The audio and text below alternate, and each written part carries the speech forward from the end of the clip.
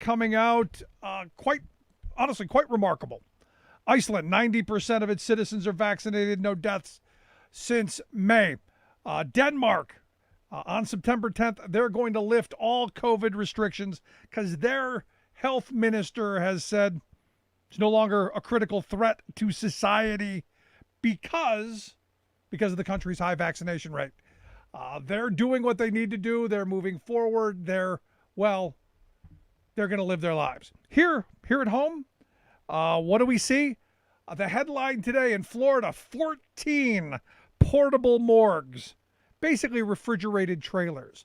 14 refrigerated trailers that will be used as portable morgues headed to Central Florida. Why? Because the numbers are going through the roof and, as they're saying, shows virtually no sign of subsiding at this point. Hospitals aren't keeping up. It's a mess. It's a mess. But here's the thing. At least they didn't have to wear the masks. At least they won. They won. And Sturgis. Evidently, there are going to be some used motorcycles available pretty soon. Keep an eye out. Maybe some good deals. Hey, bargain hunting. It's tough times right now, but there might be a glut of motorcycles available as South Dakota has seen nearly a six-fold increase in their COVID cases. Meade County, South Dakota has seen over 1,500% increase in just the past 14 days. Now you got to wonder, the 500,000 people were breathing on each other, swapping spit, armpit hairs, all that stuff. They went other places. I don't even know that there are 500,000 people in all of South Dakota. So those people took their petri dish of insanity back to wherever they came from. Got to wonder how many of those people are going to share the love, going to share their freedom. Lexington, Kentucky. There's another one in Louisville, but Lexington. Good God-fearing pastor. Tim Parsons is his name. Senior pastor at the Center Point Church there in Lexington. Been one of the guys who said, don't worry about COVID. Don't worry about it. Don't need to worry about it. God is in control.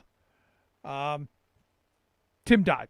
Got the COVID a day after they had their big prayer fest. I guess you could look at it in the vein of a religious person, which is God called him home. And look, I'm a fatalist, and I believe in that whole when it's your time kind of thing. I get that, and I've often said I've had people shoot at me in the past, and I've always been if it's my time, it's my time. That idea of there's a bullet with your name on it, it's going to hit you. The difference is I don't jump up and go, hey, over here. That's kind of the difference here. So if God is in control, but he doesn't tell you to go out and be stupid. Now, what's interesting is these folks are saying, no, it's in the Bible. It's in the Bible. Don't worry about it. It's in the Bible. And I'm going, I don't know. I've read the Bible. Can you turn to the chapter where it says, don't worry about COVID-19? Did I miss that? Was it in Proverbs maybe? Did I miss it? Because actually, it was COVID-19. That was one of the missing chapters of the Bible. It was on the cutting room floor. We didn't get that one. It was the book of COVID, and we missed it. Number 19. That's where it said, don't worry about it. Evidently. Now, here's the thing. And this is what I love. They actually had a series of topics that they do these discussions on. And one of them is, should I worry about COVID-19? And you go, any reasonable, thoughtful person would go, yeah, a little bit. You should do the things that you need to do to protect yourself. Yeah. They said, quote, we know that God is in control and that he can use all suffering to draw people to himself. We do want to be wise by practicing what the CDC calls safe distancing. We can also look at opportunities to turn coronavirus conversations into gospel conversations. I don't know how. And this is one of these things where you go, This is somebody who society is supposed to look to for moral and spiritual guidance, but also, not to be stupid, not to do the things that are going to make the parishioners, sick, to kind of lead the way. And speaking of leading away, cops have always been put up on a pedestal as, pillars of the community, someone who, they do the right thing. Well, you got this Georgia cop who evidently for a while was pushing the horse deworming or cow deworming or sheep deworming medicine instead of, I don't know, the actual vaccine. Well, the captain there at the Wayne County Sheriff's Office, our anti-vaxxer folk, he's dead. And guess what took him? I know, it's in the Bible. COVID-19 got him. Now, here's the thing. And look, I've said this before. I don't care about them. And I know it's bad for my soul. I know it's going to be horrible. I know when I'm at the pearly gates and St. Peter's going to turn to August 27th, 2021, right there. You said you didn't care. To know where with you. I'm going to have to answer for this. And I'm going to answer of going, look, we had all of the information. We could have protected ourselves, and I don't have time or patience for stupidity. But more importantly, we shouldn't be filling hospitals up with people who chose to put themselves there when other people are going to suffer. Perfect example, a guy from Kansas. Evidently, the guy from Kansas was having what they were saying, like a heart thing. It was a voluntary procedure, to get this. While he was doing this routine procedure, his heart stopped. They had nowhere to take him.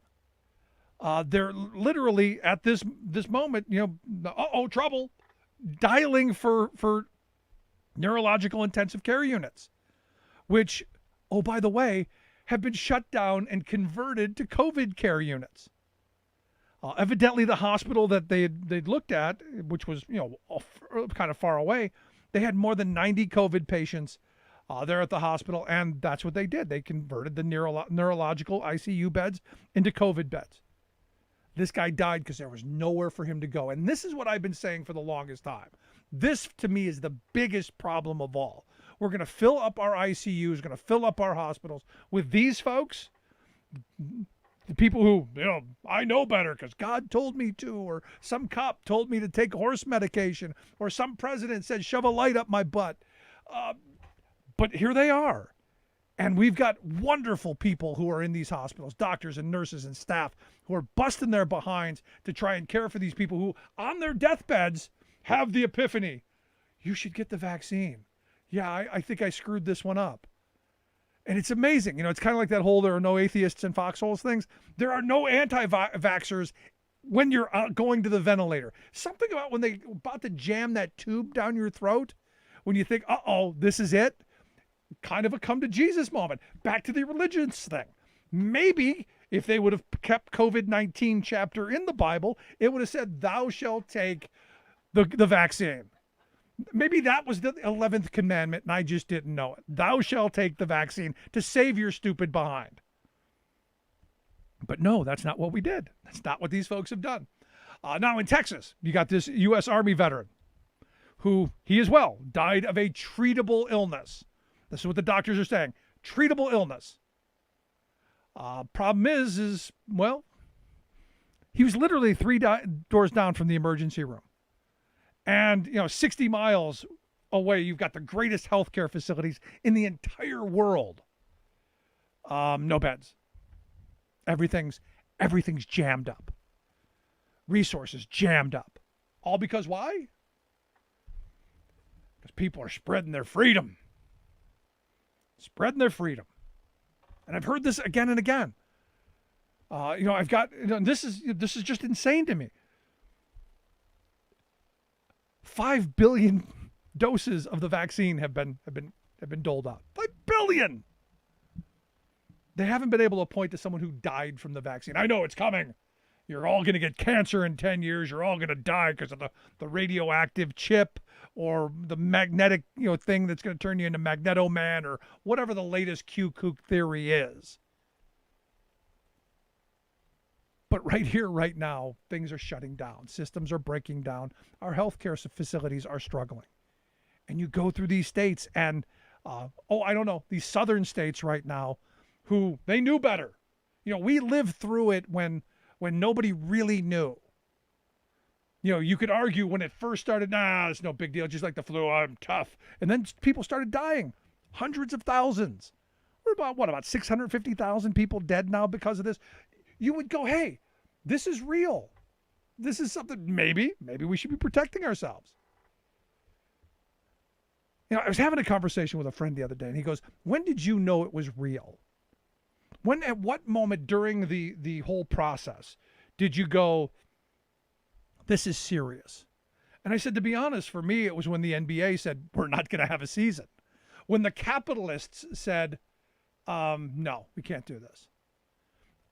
When the capitalists were going to give up billions of dollars of revenue, that's when I knew this is serious. And this is what I was telling my kids at the time. Look, they don't ever shut these things down. They don't ever cancel the NCAA basketball tournaments. They don't ever cancel the hockey season. They don't do that. The problem is, right now, COVID hospitalizations in this moment, worse than they were last August. Worse before the vaccines were available, hospitalizations are worse right now than they were then. And the thing that gets me is we know better. We absolutely, positively, without question, we know better. And yet you have some among us, and I'm not even going to say they're the dimmest, but you've got some among us who go, no, it's good. I'm tough. I'm strong. I can live through it. And look, chances are, and this is what I get from people all the time. Well, if I get it, I've got a 99% chance of living. I'm going, yeah, that's true. It is true. And yet, 650,000 people are already dead. And now they're saying by December 1st, if we continue on the path that we're on, start chalking that number up another 100,000 between now and December 1st. Because I said before, the end of September, my guy who does this modeling stuff, who's brilliant at it, he's saying end of September, expect 300,000 infections a day.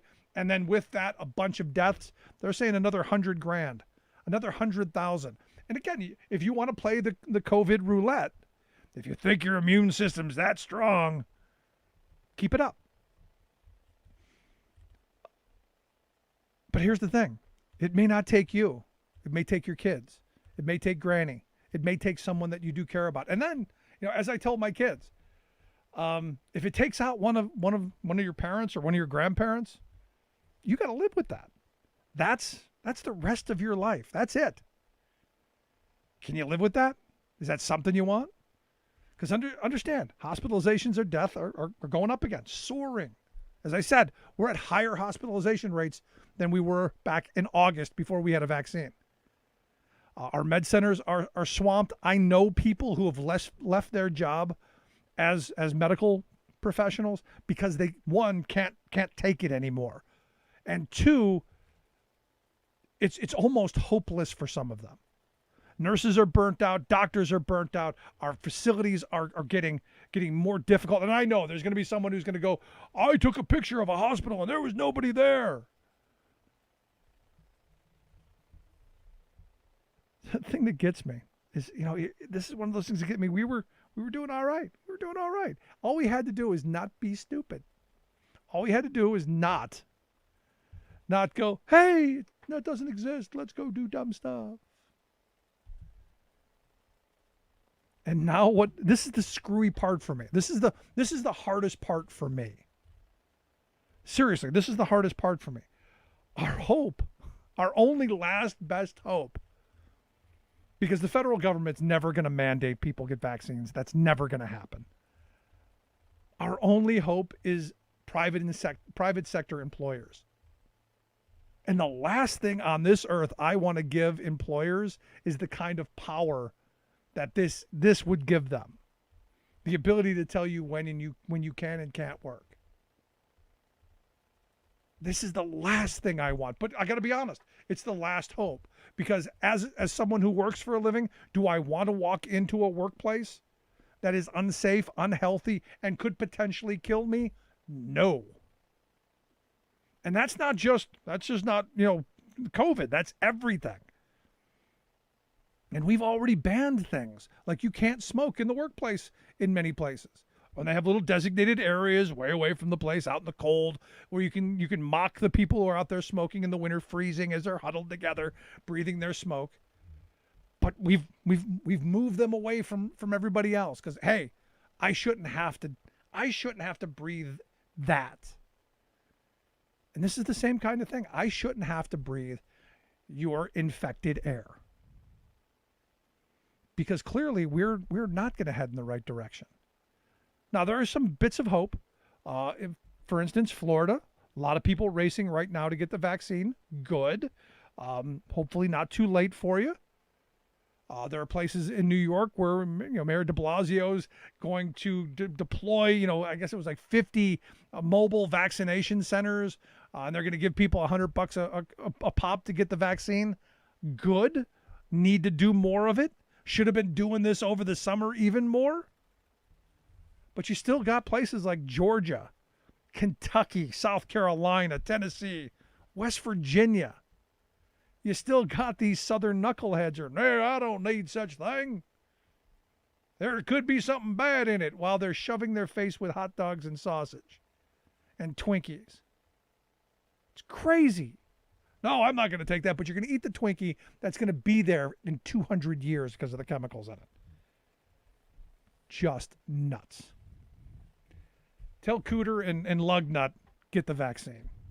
Just my thought. Love to hear yours. You can email me, rick@thericksmithshow.com. Get the vaccine. Quick break, right back.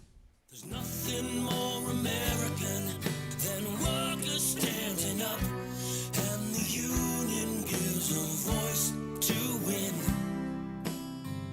On the Rick Smith Show. I'm Rick Smith, and this is Labor History in 2. On this day in labor history, the year was 1922. That was the day 1,300 workers from 4 railroad brotherhoods walked off the job in Joliet, Illinois, near Chicago. The walkout threatened to paralyze freight service for steel mills in nearby Gary and other regional industries. 400,000 railroad shopmen had been on strike across the country for nearly 7 weeks. Newspaper headlines that day warned a general strike of 2 million trademen loomed on the horizon. Brotherhood leaders promised sympathy strikes in response to threats made against their members by troops on duty at railroad centers and yards. There were also real concerns about the health and safety of trainmen, given rolling stock was no longer being maintained. In Joliet, workers stayed away under threats from troops. Additionally, Illinois Central trainmen faced threats from striking miners throughout Kentucky and Illinois who warned, stop transporting non-union coal or suffer the consequences. Resentment had been building up against state guard troops stationed in Illinois yards. Earlier in the week, striking shopmen had engaged in a fatal confrontation with Joliet sheriffs that left a striker and a railroad detective dead and scores injured. Riot orders were called when authorities sought to arrest striking shopmen who had stormed the home of a scab. Brotherhood workers refused to return to work unless the troops were removed. Warren Stone, president of the Brotherhood of Locomotive Engineers, stated, quote, "We are not going to have our men shot up or beaten up or threatened by armed guards at railroad shops and yards. When the men cannot go to work without having irresponsible armed guards endangering their lives, they may go home and stay there. There will be 100 more cases soon if conditions are not changed." Like what you hear? Check out more at laborhistoryin2.com. Welcome back to the Rick Smith Show. Now, here is Rick Smith. So I got to tell you, with Georgia being one of the states that seems to be losing their ever-loving freaking minds over this stuff. And look, I feel for the people who do the right thing. I do. Especially these folks who now we're finding stories of people who could have been helped. They got to the ER, they got to the hospital, and there was just nowhere for them because you got these knuckleheads who, well, they don't want to protect themselves. And I'll tell you, I believe this is one of those moments where you go, we got to start kicking people out of this, saying, sorry, better luck next time. Anyway, here to share some thoughts on what's going on in Georgia. We'll start there and go to some of the craziness going on. Thanks, Supreme Court. I've asked Sarah Riggs Amico to come talk with us. Sarah is the founder of the Our American Dream Pack. OurAmericanDreamPack.com is their website. Sarah, thanks for taking time for us. Hey, thanks so much for having me. Good to be back, Rick. So let's talk about Georgia a little bit. I mean, your state's one of the ones that, some bad things are happening. You're not Florida yet, but not good. We're not too far behind. It's really devastating, actually. So my kids are in Cobb County schools, which is the only school district in Metro Atlanta that has so far refused to mandate masks. And they're elementary kids. So by definition, almost 100% of the students in their school aren't old enough to get vaccinated. And it's scary. We've had 1,026 to be precise, new COVID positive cases in just the last week. Hospitalizations for pediatrics are up 60% in the county. Deaths are up by 100%.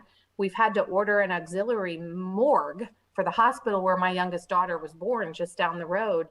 Look, the school board chairman, Randy Scammerhorn, the school superintendent, a guy named Chris Ragsdale, they have just flat out refused to take actions to protect our kids. And they're doing that against the advice of the American Academy of Pediatrics and against the advice of the local county Department of Public Health, and really of just pure common sense. So, it's sad when you see this kind of crazy right-wing politics get in the way of our kids' well-being, and it's going to end up costing someone their life. So yeah, Georgia's had a rough go. Cases have doubled in the last week. We're at over 90% ICU capacity. Half of the ventilators in the state are in use. And, our governor, Brian Kemp, is bragging about deploying the National Guard when he could have deployed a mask mandate a few months ago and saved us the heartache. And it would have been a hell of a lot cheaper for the people in this state. Yeah, it's crazy to me, but they did their research, Sarah. They were reading those Facebook posts of the guy who barely got out of high school, failed biology. Oh my, I mean, think about it. Some of these folks, can you imagine if you had a kid that went through 10, 12 years of school to be an MD, PhD, medical doctor, and we celebrate that right up to the point where I guess it crosses the Republican politics. And the virus doesn't care who you voted for, right? It doesn't care if you're young or old or black or white or male or female. This virus is coming for you. And until we get transmission down and slow the speed of mutation, we are increasingly at risk of vaccine-resistant variants. And Delta is really stretching the limits of our healthcare system, especially in a state like Georgia, where, remember, we're one of a small handful of states that has an expanded Medicaid. So we've got rural hospitals that were in crisis for years before COVID existed. So it's not a great time. The one thing I will say that gives me hope is I've never seen parents and regular folks as engaged politically as I'm seeing right now. And that includes the Georgia runoffs last January. So I think people are out there fighting like their lives depend on it, because in many ways they do. Yeah, but my Trump supporting friends, my Republican friends, they're all blaming Biden for this. And I'm going, hold on, wait a second. It's the knuckle-dragging mouth breathers who voted for Trump and the Republican Party who they're holding all of us back. This has nothing to do with Biden. Biden has, in my view, done everything that he could possibly do, short of knocking on your arm and jabbing you in the butt with it. I don't know what else he can do.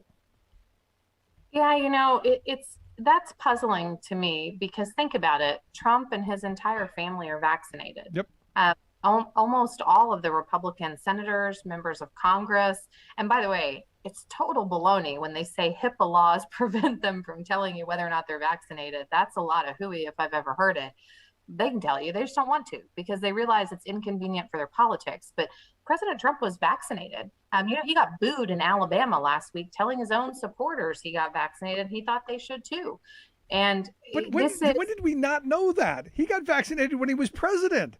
Well, and he oversaw this, Operation Warp Speed to really speed up. And admittedly, the work was done by scientists. They deserve the credit for developing the vaccine. But mRNA vaccines have been in development for over 15 years. And it just happened that the technology was ready when this pandemic came. So this was a vaccine developed largely on the watch of President Trump. He and his entire family and most of his administration are all vaccinated. This shouldn't be political. I don't understand. You know, I never had to get vaccinated for polio growing up, right? Because it was eradicated by vaccines. We now have full FDA approval of the Pfizer BioNTech vaccine. There's really just no excuse at this point, other than it's inconvenient for the worldview that some people have because they get on social media and the algorithm feeds them more of the same. It pushes them further and further into an echo chamber of, what was it Kellyanne called it? Alternative facts. Yeah. Like calling a Cheeto a carrot. But here's the thing, and this is where, you know, thanks to our Supreme Court now, there are going to be millions of people booted out in the streets because they've undone the CDC's eviction moratorium. So I'm expecting, you know, millions of people to lose their homes and end up who knows where in the worst possible moment. This is, again, you know, another way of kicking not just the poor, but also the working class who during this took it on the chin.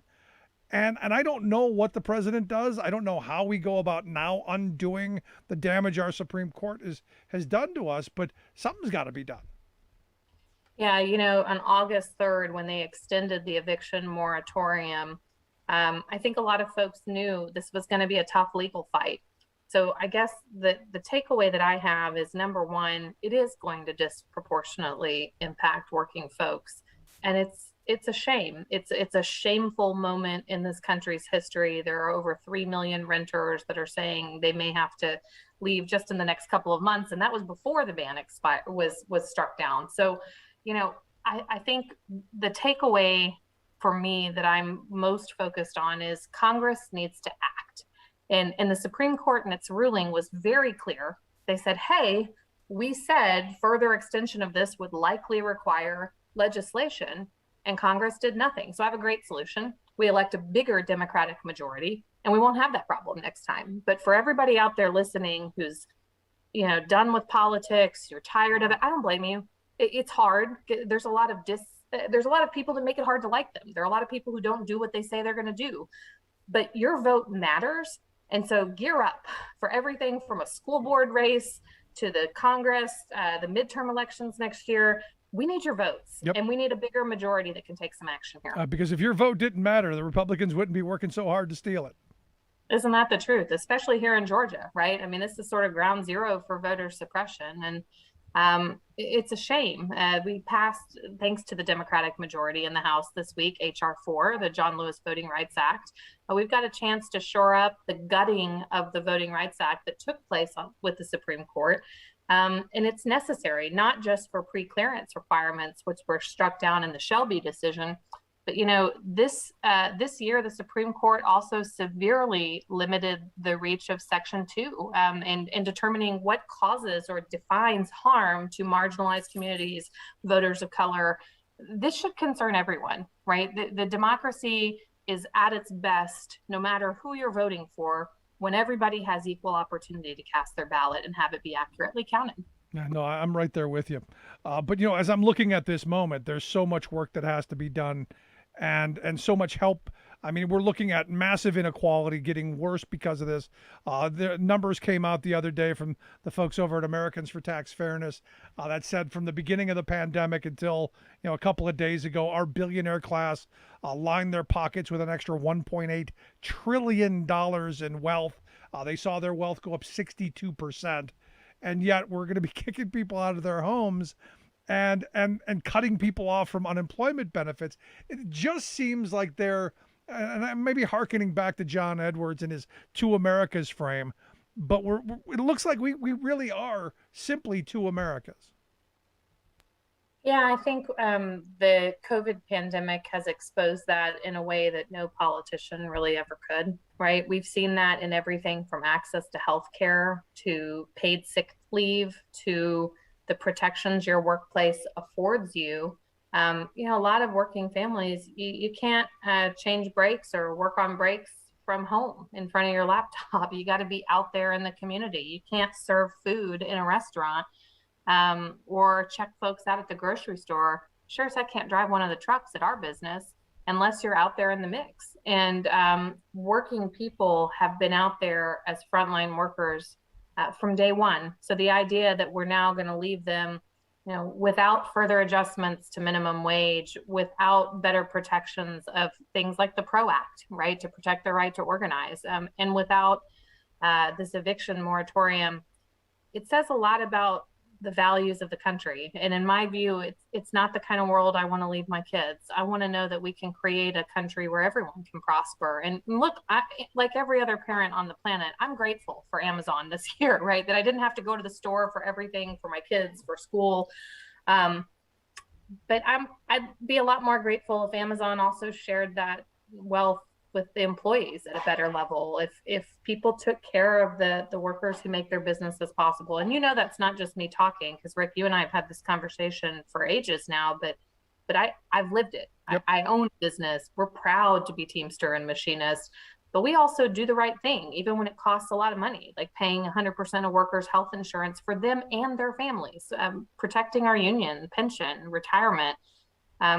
Those are things that shouldn't be the wild, odd luxuries for workers that they are today. And I think, again, I'm going to go back to the same point I made earlier on the eviction moratorium. Get us some bigger majorities. Get us a margin where we don't have to worry there's a risk that the stuff that needs to be done to keep that American dream alive for everyone gets done. And as you know, I've spent a lot of the last few months interviewing about 400 people across the country on this idea of where economic opportunity, the American dream, and social justice intersect. And we've heard from entrepreneurs, small business owners, workers, community organizers, labor organizers, immigrants. And what we hear is that the paths are diverging. There are communities for whom this idea that you can bootstrap your way and work hard, get an education, and leave a better life to your kids is real. I mean, I've lived it. I'm not discounting that at all, but there are other communities, and sometimes they're rural communities or poor communities. Sometimes they're Black and brown communities. And for those communities, that dream is becoming mythological, not aspirational. It is out of touch. And if we don't fix it, we're going to destroy some of the few ties that still bind every part of the political spectrum in this country together. The idea that we want to leave the world better off for our kids, that we want to create more opportunity for the next generation. Yeah, no, I mean, I grew up in a housing project, and one of the things that my mother instilled in me, and that I grew up believing in, is if you worked hard, you played by the rules, you got ahead. I mean, that's something that's been, intergenerational, and sadly, much like you've said, I don't know that that's actually true anymore. Because so many people are working hard, so many people are playing by the rules, and at every turn you're seeing them falling behind. And this eviction thing is another part of that. These folks didn't do anything wrong. They did what they were told to do. They sheltered in place. They had their jobs taken from them, and yet now they're going to bear the brunt of it. While our billionaire class just got a lot richer. I'd actually argue that the system as it is right now, there's been a lot of talk, particularly during the Trump era, about whether the system is rigged, whether that's the economy or the political system. And I can tell you, it's at least tilted, right? That the people who do the right thing, a lot of times in our economy, are at a disadvantage. Our business is car haul, so we move about 3.5-4 million cars a year on those double-decker car haul rigs. In the 1980s, there were probably 42 union companies, just like the one that I run. Today, there are 2. I mean, that's where we are. People who pay a percentage of revenue, and it's a pittance, right? Like, percentage of revenue can be good if everybody can make money together, right? But they pay a pittance. They don't pay proper workers' comp. They treat them as contractors, even though they should be employees. They don't have health, welfare, pension. Those guys can underbid us by double digits easily. Yep. So the companies that try to do the right thing, the people that want to protect doing the right thing, a lot of times you feel like the deck is stacked against you. And I think that's, again, it goes straight back to what is the solution? It sure as heck isn't the Supreme Court right now. We've seen that with this eviction moratorium, right? We need more thoughtful, more responsible, more working people in the federal legislature, and we need them to do the job. No, I agree with you. I've been saying that for years. We need more people who are worried paycheck to paycheck in the halls of power making decisions than people who are very comfortable. And it's one of the reasons I like AOC so much. She is someone who knows what it's like to be behind on the rent. She's someone who knows what it's like to, am I going to be able to pay my bills this month? The rest of them, I don't know. I don't think so. I know a lot of millionaires in Congress. Yeah, look, it's the same reason Cori Bush has been such an exceptional voice on the eviction moratorium, right? She's able to speak to what it was like to be unhoused. And now as a member of Congress, carrying that responsibility with her. And I'm probably biased because she's a congresswoman from the city where I was born, but I think having that voice in Congress matters, just like having Lucy McBath from Georgia, who lost her son in a gun violence incident, matters. It matters in those debates and discussions. It matters having union folks. It matters having business people who know what a multi-employer pension is and why we need to rescue them. These are things that, it can't always just be career politicians in office. If that were the only thing we needed for success, we wouldn't have any of these problems, right? We got plenty of politicians in office. We need people that bring that perspective. And I couldn't agree with you more. Working folks, I remember what it was like to cry my eyes out the day I finally paid off my student loans, because it was like I finally had a choice to do whatever job was meant for me, not the one I needed to do to pay off my loans, right? Those kind of voices matter. Yeah, no, you're right on. And I think the work that you're doing at our American Dream PAC is important, getting those working class voices to run for office. I hope people will take a look at the website. OurAmericanDreamsPAC.com is that website. But Sarah, I appreciate you taking some time for us. The work that you do, incredibly important. And I hope you'll come back and talk to us again real soon. Absolutely. Thanks for having me back. It's always good to know you're out there fighting these battles. Thanks so much, Sarah. Appreciate it. Sarah Riggs, Amico. Make sure you check out the website, OurAmericanDreamsPAC.com. Quick break, right back. Stick around. You're listening to The Rick Smith Show. Remembering that united we bargain, divided we beg. Rick Smith.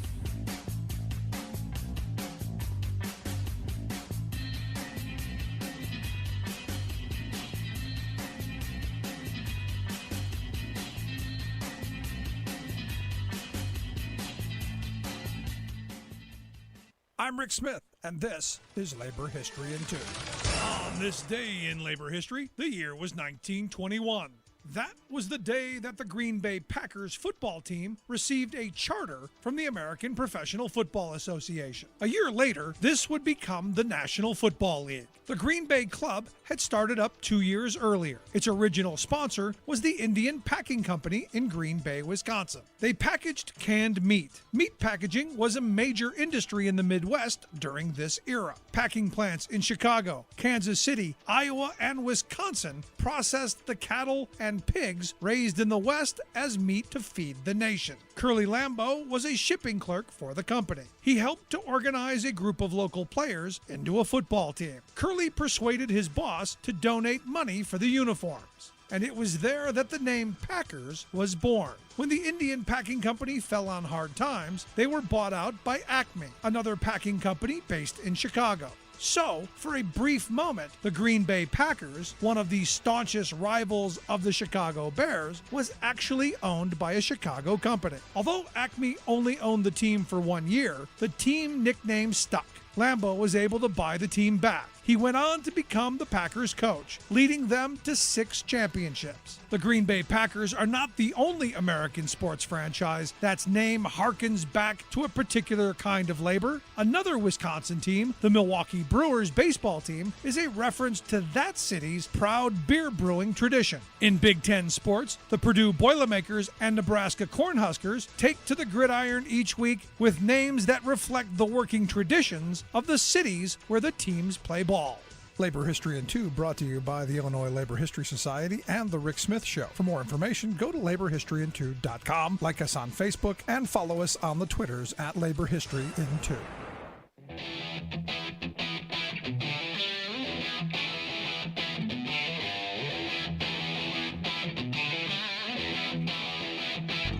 Welcome back to The Rick Smith Show. Now, here is Rick Smith. So the reality is, and talking with Sarah, this really comes to the forefront. That states that are run by Democrats are pushing, policies that are going to help people.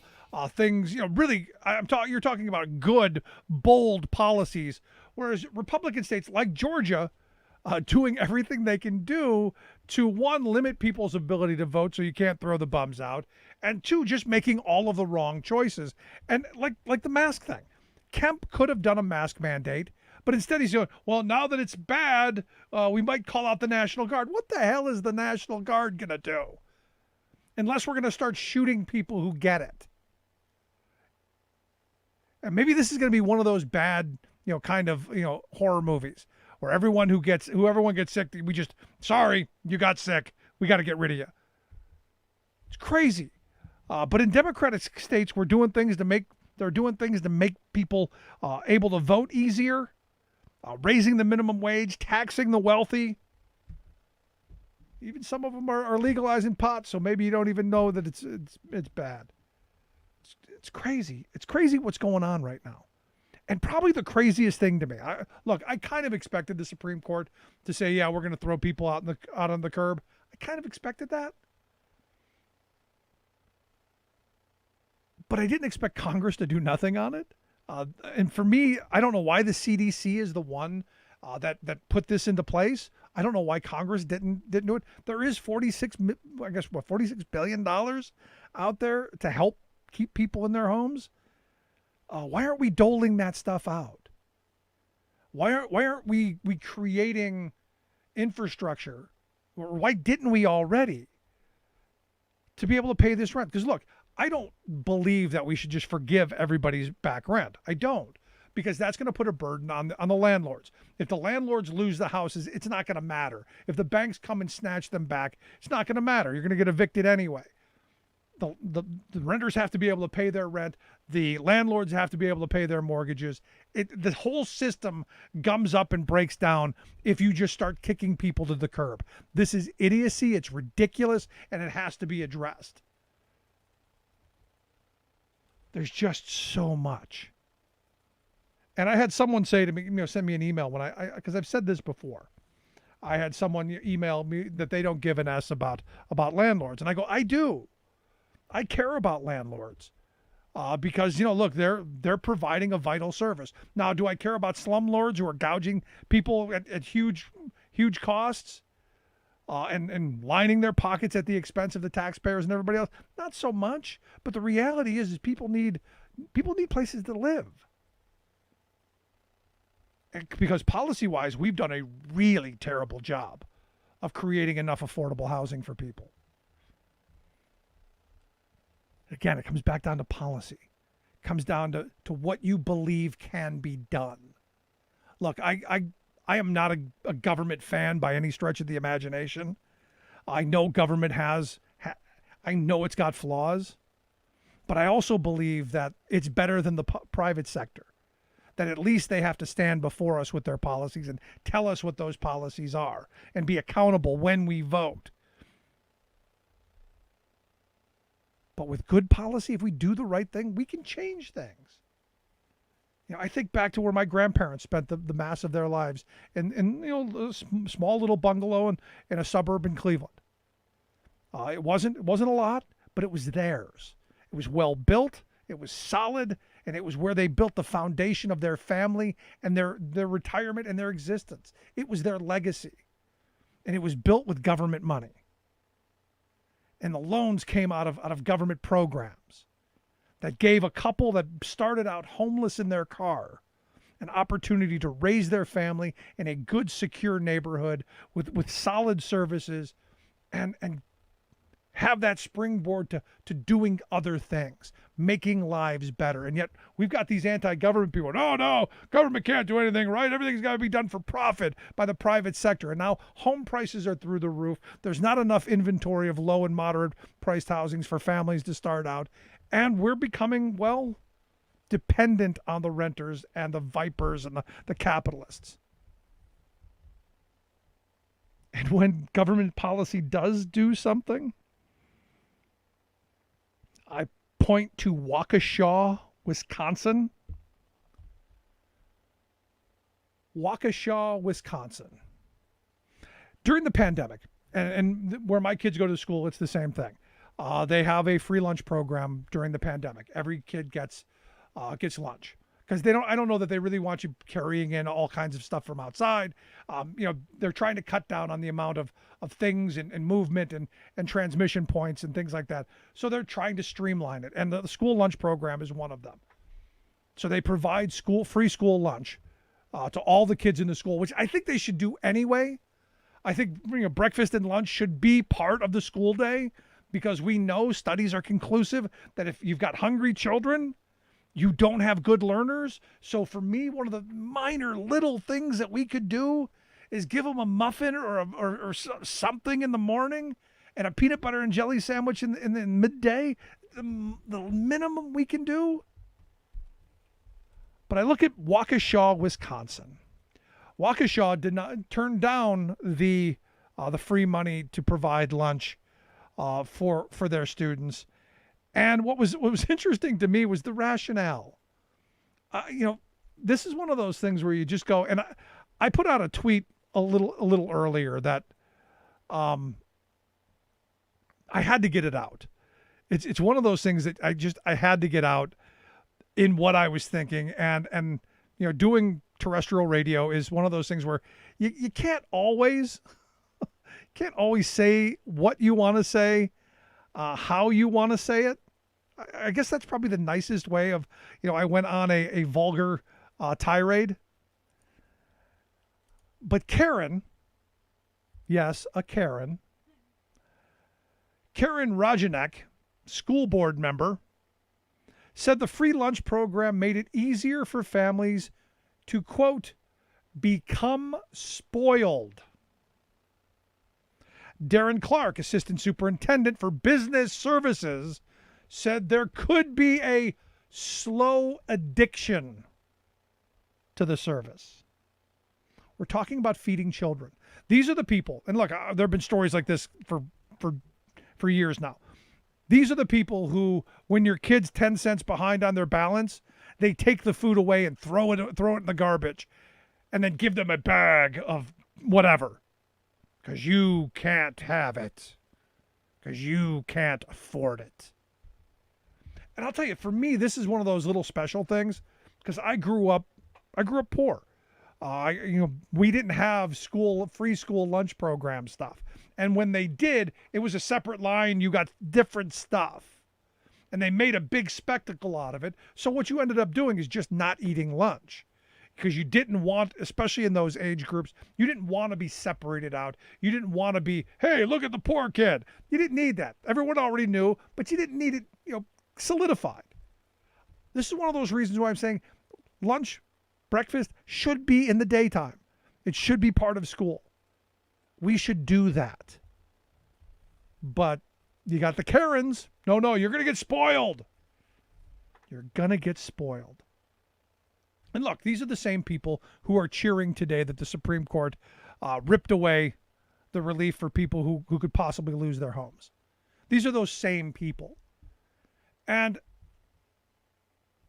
I'm going to argue they're conservatives because there's proven facts that conservatives are black and white thinkers. It's right or wrong. It's good or bad.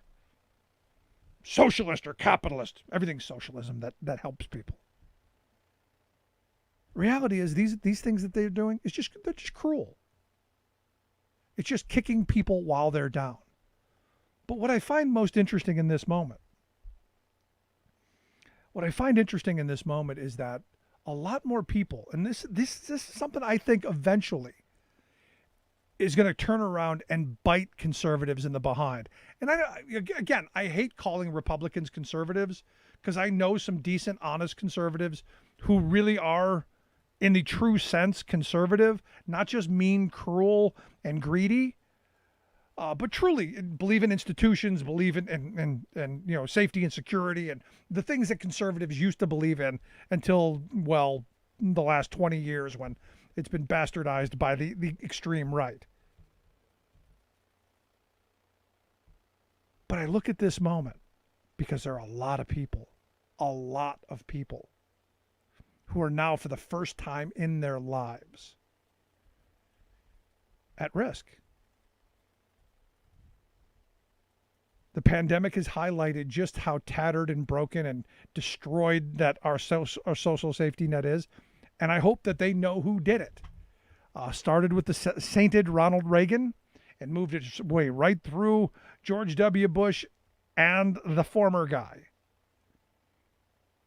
This is an opportunity now for people who have never had to do this, have never had to ask for help, have never needed help, to be in a position that they need help. So what's going to be interesting to see what happens is how many former bootstrap folks, because all you got to do is pull yourself up by the bootstrap, how many of those folks are going to lose their homes, are going to be in the streets going, hey, why didn't anyone help us?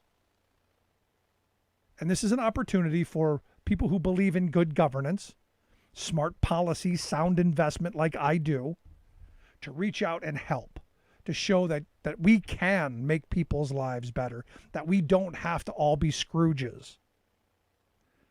Think about the statement that we don't want parents to get spoiled. We don't want parents to get spoiled that their kids are going to get fed. And their argument is, well, we've seen kids not eat the stuff that we've put in front of them. Yeah, me too. That doesn't mean you stop feeding them.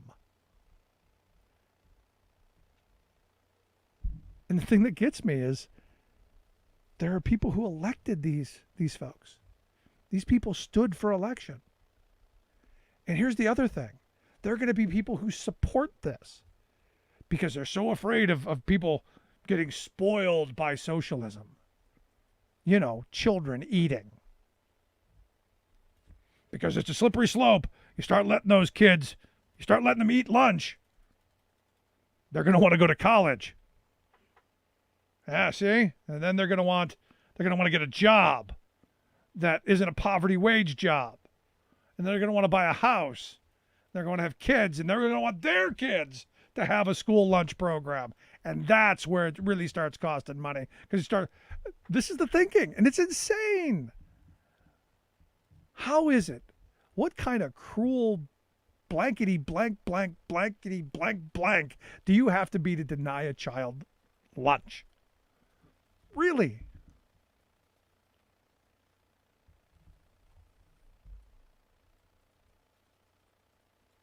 I guess I'm just, and this is one of those moments. I guess I'm sensitive to this because I lived through a lot of this. I lived through a lot of the do-gooder kind of looking down their nose at you, which is why when our kids were smaller, there were a couple of times where if there were things going on, we would give money to the teacher to make sure that kids got books or whatever they needed, because we didn't want the teacher to take it out of their pocket.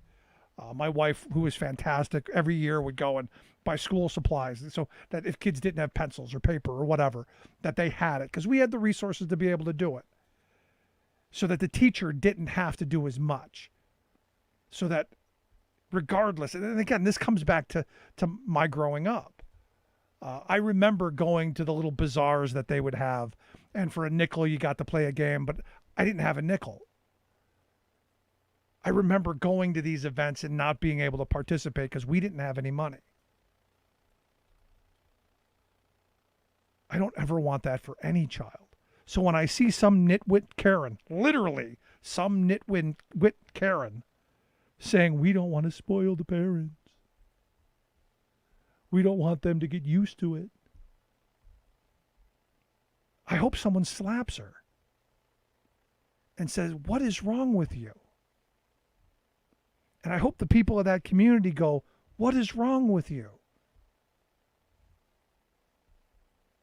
But again, this is where we've become as a society. Self-centered, mean, and greedy. What happened to the religious folks among us? Again, I grew up in the Catholic Church at a time when we learned about peace and social justice,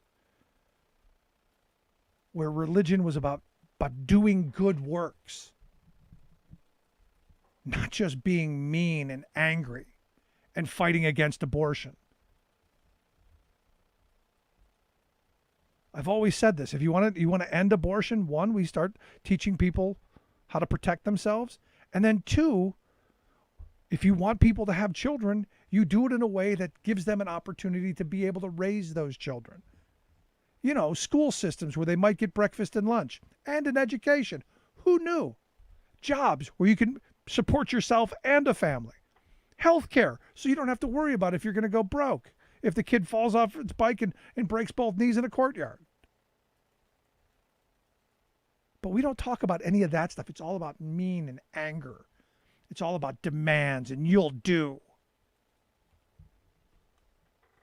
I mean, I'm in this weird spot where this isn't the nation that I grew up believing in.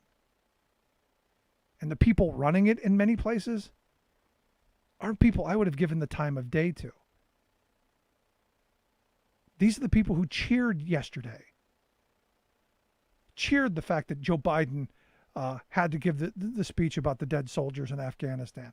Cheered the fact that they could make him look bad. Were gleeful because they could put out a mean tweet. Is that who we are? Is that who we've become? Because it's certainly not who I thought we were when I was a kid. As poor as we were, as broke as we were, as at the end of the month, as nothing was in the cupboard as we were, I still believed in that if I just worked harder, if I just, cut an extra lawn or shoveled an extra driveway or did some extra chores, I'm going to be able to get better.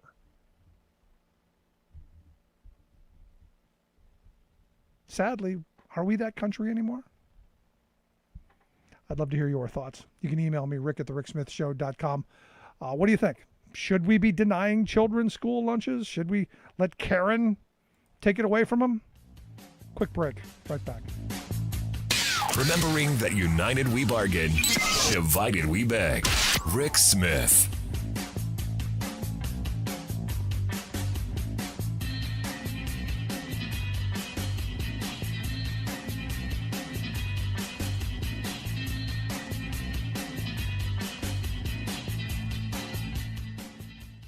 I'm Rick Smith, and this is Labor History in 2.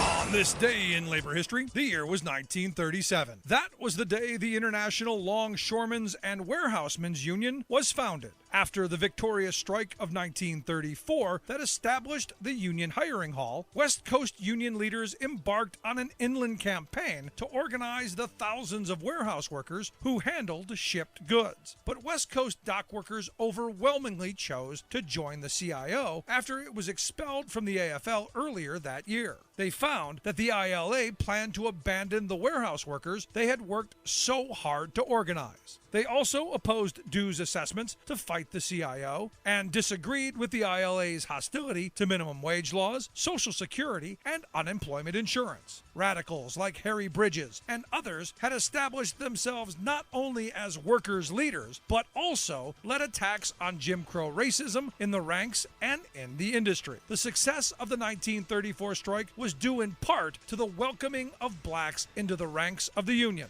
In his book, Workers on the Waterfront, historian Bruce Nelson notes that, quote, the ILWU's well-known opposition to racial discrimination was an important factor in the Union's expansion into Hawaii, not only on the waterfront, but among sugar and pineapple plantation workers. The triumph of the ILWU in Hawaiian agriculture brought about a degree of fraternization across racial lines that few had thought possible. Since then, the Union has beat back numerous Taft-Hartley and McCarthy-era attacks. More recently, the ILWU has been in the forefront of broader social justice struggles, leading walkouts and work stoppages for various political causes. Today, it represents close to 60,000 workers, including those locals that initially refused to affiliate. Like what you hear? Check out more at laborhistoryin2.com.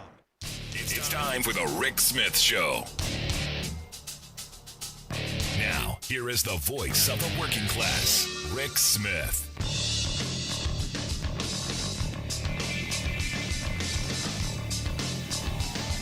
And welcome, brothers, sisters, working class heroes. This is the Rick Smith Show. Thanks so much for being here today on the big program. I'm going to spend the hour talking to our all-star panel about what's going on in Afghanistan. Going to look at what's happening here at home with the Delta variant spiking and this idiocy over getting a vaccine, and maybe a little bit about voting rights and our infrastructure. And here to share some thoughts on those topics and whatever else we can get to, I've asked our all-star panel of Scott Dworkin of the Democratic Coalition, Sarah Burris of RawStory, and Rich Ojeda, a national spokesperson for No Dems Left Behind. Guys, thanks for taking time for us. Everyone. Let's start with you, Rich. What's going on in Afghanistan? It's a disgrace to see the hopes and the thoughts and prayers crowd now gleeful over the death of our soldiers in this cowardly attack. I want to get your thoughts first. I think the far right are absolutely garbage right now. I will tell you that this is a Herculean effort that our troops are actually, doing over there right now. Yesterday morning, I woke up to 6 photographs of 2 of my interpreters, their brothers, their parents, and their brothers' wives and kids on a C-17 leaving Afghanistan. Let me tell you something. That right there, it was never supposed to happen. And the mere fact that, right now we are seeing over 100,000 people have been evacuated, and we're on path for another 100,000. Everybody wants to throw stones, but tell me something. Let's take count. We've did 100,000 people out of Afghanistan. How many daggone people did Donald Trump get out of, the Kurdish areas there? None. He pulled our troops back and allowed Turkey to slaughter these people. What's going on right now started under Donald Trump, and President Biden was able to get an extension to August the 31st. And what we are seeing right now is absolutely a miracle. And look, I'm heartbroken that we've lost 12 Marines today because of ISIS. And make no mistake about it, Joe Biden just gave a speech, and he let it be known that, make no mistake about it, you're not going to be able to run. You're not going to be able to hide. We're going to find you, and we're going to get you. And I'm telling you, we have the capability to do just that. Yeah, no, and look, and it's what we should have done with Osama bin Laden from the beginning. We should not have gone into Afghanistan the way we did. We should have gone after the target and killed him. That's at least it's what I've been saying from the beginning, and I think it's what we should have done. Scott, let's go to you. What are your thoughts? I mean, it's been pretty interesting to see them use my playbook and our playbook as against President Biden when it just doesn't make sense to. They're using words like treason and other things. I mean, I know I shouldn't be surprised, but it is beneath even the GOP to do this, because right now they're creating a lot of propaganda for the Taliban, which is going to be used as recruitment material against us. There's going to be a lot of Republicans who sound like they're supporting the Taliban. And I don't know what to say about that. Same thing happens with ISIS, and they don't know how to differentiate the two.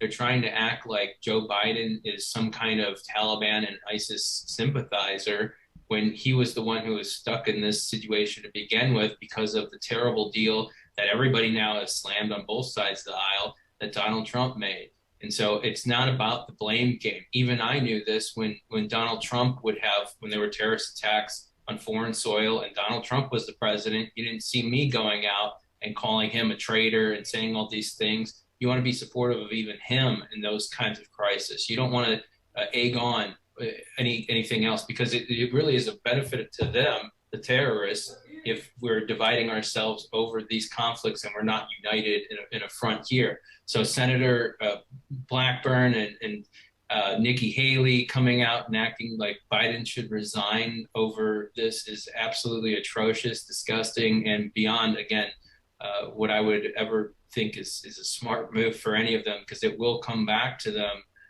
to haunt them, because they're using our soldiers' dead bodies as political props to use attacks against Biden, and that's just disgraceful. Yeah, and I agree with you. I think it's going to turn around and bite them.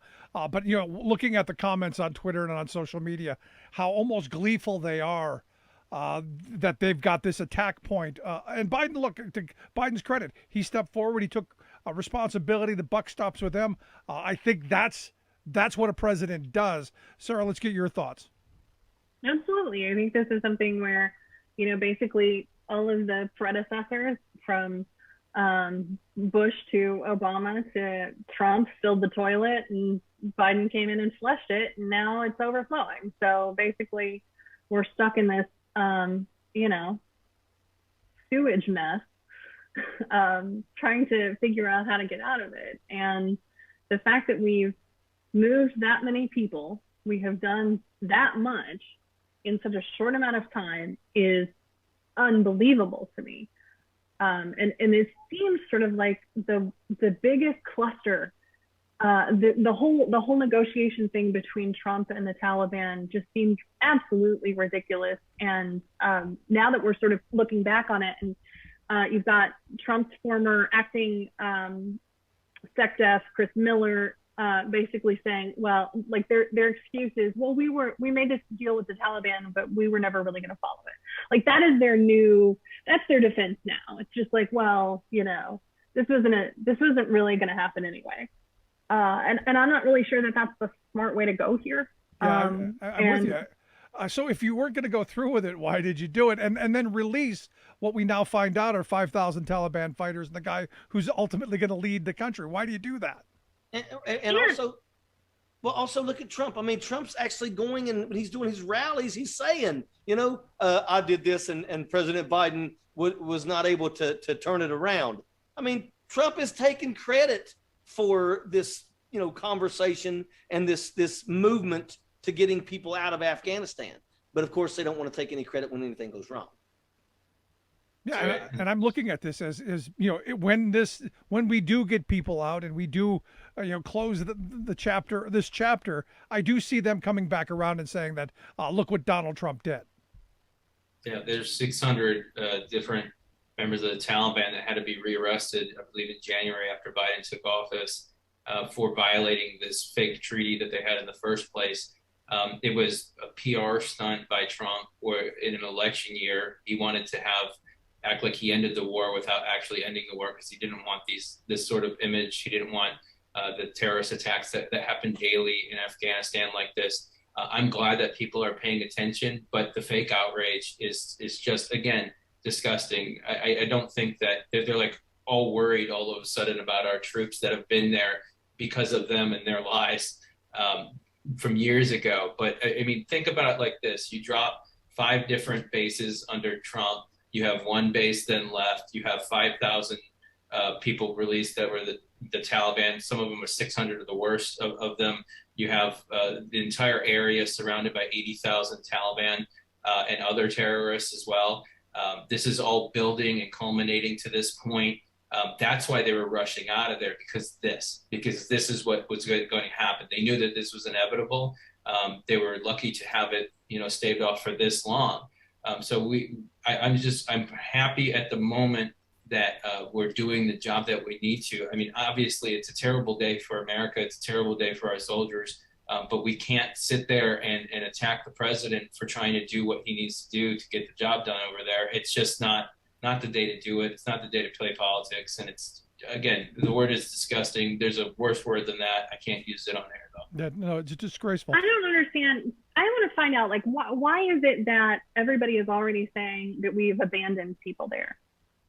We still have a week left to get everybody out, and they're already saying that Americans are stranded there, that we've left people behind. And I don't know if this is like, are they trying to start this message ahead of time, or I don't get it. Where is this coming from, and why? How does that make any sense? A lot of those Americans are staying by choice. A lot of those Americans are people who work for nonprofits, who are building sewage systems, who are staying behind by choice. So they are working actively to get any American out that they want out. And so the right is trying to paint it as if Americans are being left there when they're choosing to stay there. At this point, they're going to get all Americans who want to leave out of there. They're going to try and get everybody else out. I mean, I'm working around the clock with people. I don't even know what I'm doing. I've never done evacuations from a war zone before, but I'm getting sent all this information about people who are stuck at the airport or outside the airport from different attorneys across the country. And we're trying to redirect them. And I'll tell you what, the Biden administration has been immediately interactive on it. Same thing with senators on both sides of the aisle. I don't know exactly why they're trying to play this game The reason why I'm not sitting there writing about this every day in a certain way is because it can get people killed. These tweets can incite other violence. It can be like, oh, look, Blackburn she sat there and she said that he needs to resign. If we keep on doing this, she can keep on doing this, and that'll divide the country. And it's another way to attack us. And we need to recognize when we're being used for propaganda. And they're using themselves so they can prop themselves up as propaganda for ISIS and recruitment manuals. And this is what they want. This is part of the attack. Yeah, you're right. But I want to go to you, Rich, because you said fortunately you got a picture of somebody that you've worked with on a plane coming. What do you say to those people who are going, you know what, we've got no responsibility to the folks who helped us there. We should just get Americans out, slam the door on everybody else, and just bail. That's the worst thing in the world that we could ever do. This is one of the greatest things that America can do, is go over there and stand with the people that stood with us. I can't leave these people in Afghanistan that stood by my side. And I still have one left that is in Afghanistan. And right now, the only thing that I have been saying to him is, when you get on a plane, please send me a pic. We've been working to get him his visa. I've had phone calls with people from New Zealand. We're trying everything in our power to get these folks. I've been writing letters for 11 years. And I will tell you, the last 4 years have probably been the worst. I got an interpreter in Arizona whose wife and child is in Kabul right now, and they're probably not going to get out. But for 4 years, they've been denied a visa. How do you deny somebody their wife and their child that stood by our side in combat? This is absolutely horrible. Donald Trump's 4 years have been a pure train wreck. And you know what? I commend President Biden. It's time. We should have left Afghanistan in May of 2011 after we killed Osama bin Laden. But we stayed, and we stayed because Halliburton, Lockheed Martin, and Brown and Root and Boeing, those are the reasons why we stayed in Afghanistan. And that's absolute garbage. And these people would love nothing more than to commit us back to those places so we can continue allowing them to make money at the blood, sweat, and tears of our troops. No, I'm right there with you. Visa problem. This is this is a thing that the Trump people actually created. This isn't something that's even normal for the United States, where we had this great process for getting people through special immigrant visas, and there are like report after report of people from the Trump administration saying that it was Stephen Miller, anti-immigrant Stephen Miller, who was just like, no, like, we're not letting anybody in from another country because he doesn't support anybody who's not white. Racist. And so this idea of like, we're going to save these amazing feminist women from Afghanistan, or these incredible people who helped our military, who served in our military as allies, like, he didn't care. And he was actively working to try and stop those. And so of course the last 4 years have been a complete crapshoot trying to get people here, because they constantly have been trying to stop it. And so this idea of Trump, saying, oh, we're going to withdraw, what was it, like his Hail Mary right before the election last year, where he was just like, I'm going to have everybody withdrawn by Christmas. That didn't include any of those Afghanis. Right. Didn't include any of the interpreters. None of those people were out there. He's just talking about the soldiers. And now we're finding out that, that wasn't really going to happen. Yeah. So last bit on this that I want to get to, because some of the stuff that I've heard is Joe Biden lost the war. We've now lost, and I don't see this as a loss. I think, as you pointed out, Rich, when Osama bin Laden got killed, that was our objective. That was the mission. That, to me, that was bring the troops home, have the parades, kiss the babies, do all that stuff, because we won. Is that not reality? That's the way it should have been. I'll tell you right now, we never lost a battle. I mean, at the end of the day, they never won one single fight that we got into with them over there. So, and start screaming, Biden lost anything. There's never a good time to end an unwinnable war. We could stay for another 5 years, spend another $1 trillion, lose another 2,000 troops, and send another 1 million people home, missing arms, legs, and struggling with post-traumatic stress disorder. We could do that. Is that what the Republicans want? I can guarantee you that's what Lockheed Martin and them want. because they don't care, because they look at us as nothing more than dollar signs. I think President Biden did the right thing. He has the courage to do the right thing. And you know what? He's taking it. He's saying the buck stops with him. And that's what a real leader does. Absolutely. Scott, you want to jump in? Yeah, they want President Biden to lie, paint a rosy picture, act like it's this movie that they're playing in their head, that we're just going to swoop in and we're indestructible and nobody can touch us. And it's not 3,500 troops versus 80,000 members of the Taliban surrounding them, and apparently ISIS as well. So it's a little bit out of reach. I don't understand exactly what their strategy is, because right now, again, the Republican Party is aligned with ISIS and the Taliban against the United States of America, because not supporting Biden in this moment does not support our troops over there. It doesn't help anyone. And this is just contributing to another attack on our soil, which is from the Republican Party itself. And that's just devastating to us. Yeah, and I got to wonder, and Sarah, maybe you'll throw a thought in on this. I got to wonder how many people know there's a difference between ISIS and the Taliban. Probably very few. I would hope that people would understand the difference between, at the very least, like Al-Qaeda, Taliban, ISIS.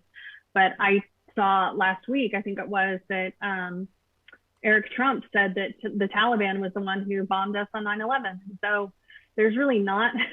You got to be a special kind of stupid to say that. I mean, he is. Yeah.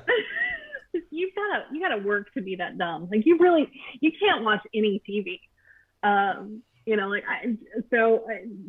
are a lot of people out there who really don't understand this and don't, can't conceive of what this war has been like for the last 20 years. And I would say too, one of the things that Biden actually talked about in his book is that when he would go to Afghanistan and talk to soldiers and commanders, everybody had a different answer when he asked what the mission was. And then after bin Laden was gone, it just really seemed like this total cluster of what are we doing? Right. And so you see people like Donald Trump and all of these conservatives saying, we should have been out of this forever ago. It's like, well, but you had 4 years. Where were you? Exactly. If you think that we should have been out, then why didn't you pull us out 4 years ago? I'm right there with you. But yeah. No, it is what it is. Guys, I'm going to take a quick break right here. Back on the other side, but before I go, I got to tell you, watching President Biden talk about the soldiers who lost their lives, there was compassion there, there was empathy there was understanding that sadly the former guy I don't think could have ever understood, and in this moment, having Joe Biden as our president, I think was an important day. I'm going to take a quick break. Right back. Stick around. You're listening to the Rick Smith Show. We're working people come to talk. Then workers standing up. Voice to win on the Rick Smith Show. I'm Rick Smith, and this is Labor History in 2.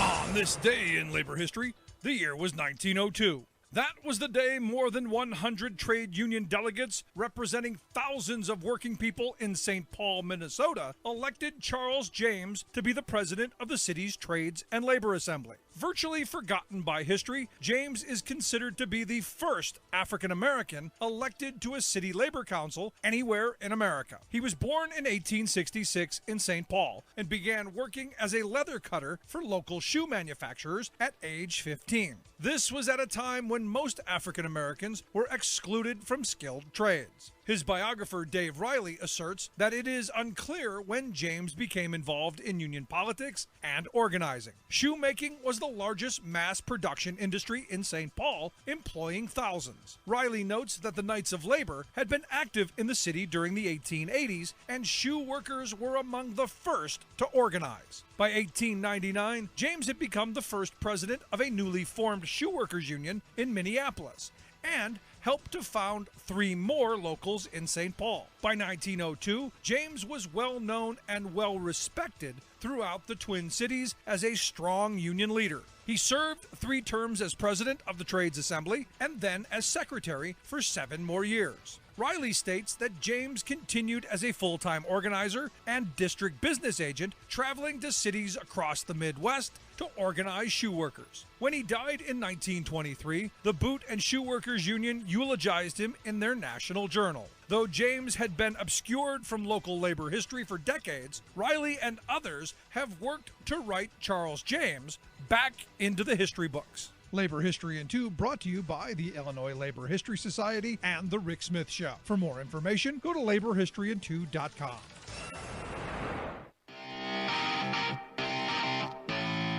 Welcome back to the Rick Smith Show. Now, here is Rick Smith. So interesting little factoid. It appears Iceland is 90% vaccinated. 90% of the citizens there feel it is their civic duty to go get vaccinated, and they have yet to have a single person die from COVID since back in May. Someone doing the right thing. I look here at home, not so much, especially as you look at Florida, you look at Missouri, you look at Texas, South Dakota. A lot of these places where you've got these death cult governors, we've got trouble on the horizon. Here to share some thoughts on what we do with the vaccine, what we do with mandating. Is it something the federal government should do? Is this something the employers are going to be able to do? I've asked our all-star panelists to stick around. Rich Ojeda, national spokesperson for No Dems Left Behind. Sarah Burris, reporter over at RawStory. And Scott Dworkin, co-founder of the Democratic Coalition. Guys, thanks for sticking around. Airborne. So let's start with you, Sarah. Is this something that the federal government should be mandating? Should we be holding people down and jabbing them with a needle because there are some people who are just stupid? Should we be doing that? As tempting as that is for a pay-per-view channel, I'm not a huge fan of government mandates. I do think, however, if this is like every other vaccine, right? If you don't get whooping cough vaccines, then you can't go to school, or your ability to work in certain companies is limited. I would rather see this coming from the rest of the country leading on this rather than the government thing, because I think that's really just going to end up hammering a lot of people that are already freaked out about this. So I think what's funny to me is this whole corporate and business mandate idea is really freaking out Republicans, because they can't hate corporations because their whole thing is about, corporations, and so now they're just like, well, I hate mandates, but I have to love these corporations. And so they're kind of watching them sort of have that internal struggle has been fun to see. But yeah, I don't know. I'm kind of the mind where I'm just going to hide out in my apartment again for the rest of the next few months and then hope it passes. Is that where we have to go back to, sheltering in place and holding ourselves away from them? Scott, let me go to you. I mean, I keep having people tell me that it's about freedom. It's about my freedom. How dare you have the audacity to tell me I got to put a cloth over my beautiful smile? I spent money to get these teeth. My freedom, our freedom matters as well, and you're infringing on our right to live freely. So that is infringing on our rights to live healthy and free. Yes, the vaccine should be mandated from every angle. Anybody who does not get vaccinated should be banned from life from every angle. And that my idea is that the government does institute vaccine mandates, because then it gives cover really for those companies to then give vaccine mandates. And it's really the only way to do it. There's going to be some nurses that quit, or some hospital staff that quit, but they're already instituting a get vaccinated or you're fired policy across different hospital institutions across country. They're going to do the same at a lot of corporations. And, I think when the lawsuits start piling up as they are now, of people who have lost their family due to COVID, they're not going to want to be the school district that didn't mandate masks or didn't mandate vaccines for that teacher to get it. So that's why even a lot of labor unions outside of police unions have been really supportive of it as well, because they just don't want their workforce to die. And that's what's going to happen, is if you're not mandating vaccines, people who haven't gotten it yet will not get it. And that's what we're faced with right now is the reality. And I've talked to a lot of people who aren't anti-vaccine. They are just along the lines of like, well, I never got the flu vaccine and I'm not going to get this one because I just don't like vaccines. And so they haven't got, I don't know if they're scared of the needle or what it is, but they're not more scared of COVID than they are of the vaccine, which is just backwards completely. So I think that we have a hill to climb here. And the only way to help on that is to mandate it with everybody. And as Richard probably knows, like I'm pretty sure that the mandate is going through with the military. Yeah. I know active duty, but I think it's spreading throughout the entire military, and then the U.S. government will institute it as well. You're just not going to be able to go to places because, again, it's going to come down to that liability, and the football stadium's not going to want to get sued because you can prove that you got COVID from that game. They're not going to want to be like that. And the same thing, they're not going to have a lot of these testing opt-outs as well. People aren't going to be able to opt out and be like, oh, instead of vaccine, I'll get tested every week, because people don't want to have to do that test every week. People don't want to have to, and things change. It can be you went out one night instead, and then you come to school, and then all of a sudden you make the entire school sick. You can look at, even in small places, Wake County opened up schools in North Carolina this week, and on Monday and Tuesday, they've already had hundreds of COVID cases with children. So there is a direct correlation between no mask mandate and kids getting sick and people getting sick. This is very basic science. Yep. So if people don't believe it by now, then they need to be mandated to get it. And if they don't want to get it, then they should not be a part of public discourse or public life, and that's their choice. Now, Rich, you're somebody who went and fought for our freedom. We're told that our soldiers go and they fight for our freedoms, and we're about freedom. Is it really something? Is it really freedom that I should be able to infect other people? Should I be able to freely do that and not protect myself or anybody else? Is that true freedom in your definition of what you fought for? Okay, we fight for democracy in the military, but we don't practice it. Get your butt in line, roll your sleeves up, stick one cheek out, walk down the row, and you get hit with about 20 different shots, because that's how it is. But here's the thing. We tried to give everybody the ability to do the right thing, and they won't. They refuse. We're in our fourth surge, and there'll be a fifth, and there'll be a sixth, as long as we keep letting these jackaloons not get vaccinated and run around and do what they're doing. I mean, we're watching people eat daggone medicine that's anti-parasitic medicine for cows and horses. These people are just not that. They're sharp as a marble. That's where they at. And honestly, my thing is that it's never going to end until we do the right thing. You're either going to die off, and at the end of the day right now, I'm at the point where I'm like, go for it. I'm angered that you got children that we're being told that if a child gets COVID, the only way that child gets a ventilator is if another child dies. The moment that we stopped protecting the children is the moment that we went wrong. Now it's absolutely important. If you don't want to get vaccinated, I don't care what they have to do.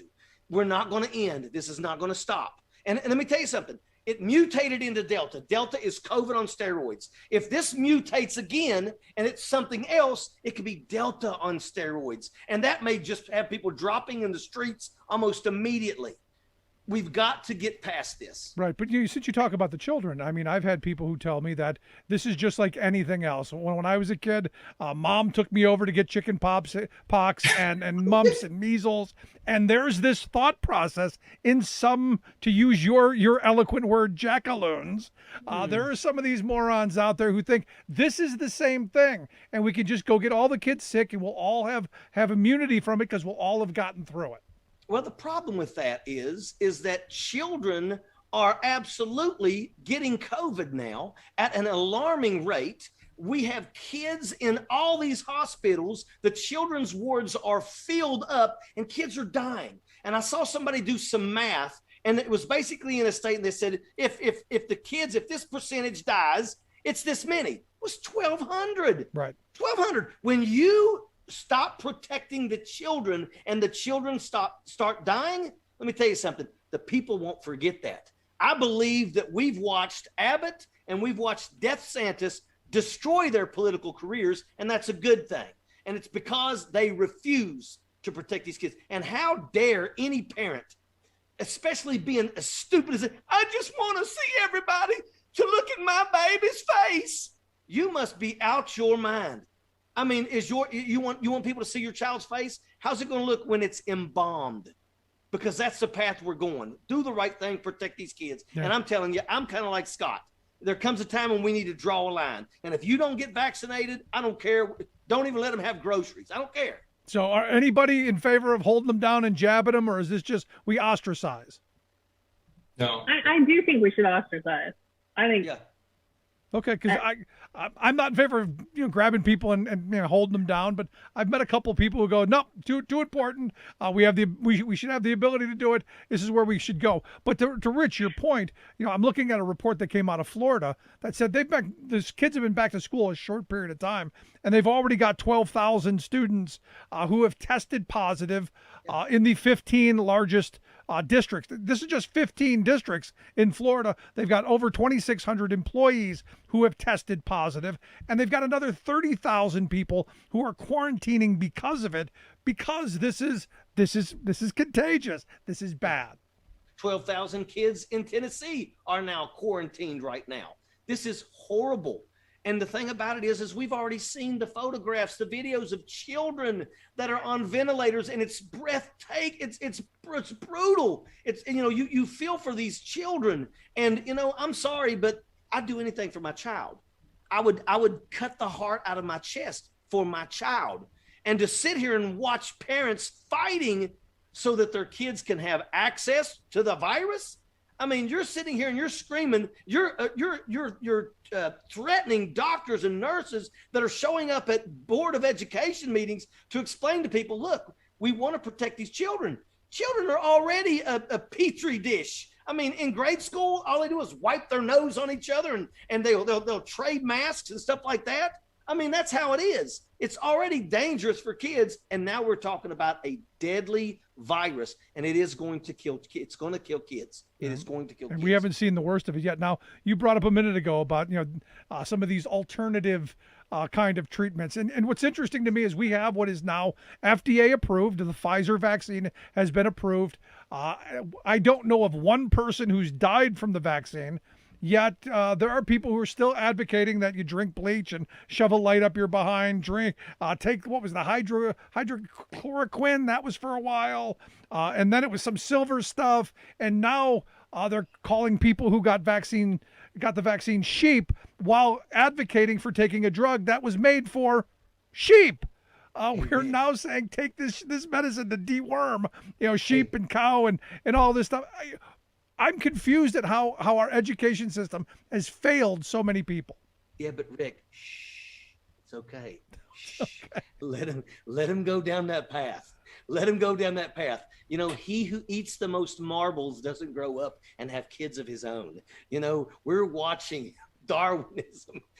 It's going to happen. So this is like maybe they're sterilizing themselves after this. There was a story today where somebody posted on one of those ivermectin Facebook groups, and they said that I'm on my first dose of it, and I went to the grocery store and I literally crapped my pants. Is this normal? And they were like, yeah, no, this is totally normal. People are really crapping their pants over this right now. And it's the thing is like there are studies. I did a whole research about this. There are studies that say that this drug works if in the petri dish. It will fight it if you put it in the petri dish. I am not a petri dish. I am a human, and so if you put that in me, it is toxic. So it might be fine for the porcelain, toxic for the Sarah. So that is the thing that people don't seem to understand is they don't get sort of the division between this works in the lab, but it doesn't work in the human. And the idea that they're going to it with people are like the Tractor Supplies in Oklahoma City are sold out of this stuff. That's crazy. You don't trust doctors, but you're going to trust Carl. Yeah. Yeah. You're going to trust this guy on the internet or like, your horse du jour. That's crazy. Mr. Ed is giving you medical advice. On a YouTube video, you can't tell me differently. Yeah, I'm watching YouTube with my mouth open on the toilet, so it's got to work. But let me ask you, last question, because you got Ron DeSantis now, Death Santis, throwing people off of unemployment. while conservatives are saying, well, if employers are going to force their employees to get vaccinated, we should get them unemployment. Isn't it counterproductive to be throwing people off of unemployment while advocating for those people to get unemployment? It seems kind of weird to me. I think he's destroyed his political career. I hope that he has. With all the things that he has done, this definitely should destroy his political career. If it doesn't, it just shows how bad we really are in this country. And I'll tell you, are going to be dead. No, you're right. But when you're talking about, this unemployment insurance, I mean, what they don't understand is that, most of these Republican governors have come out and said, we're ending the unemployment insurance.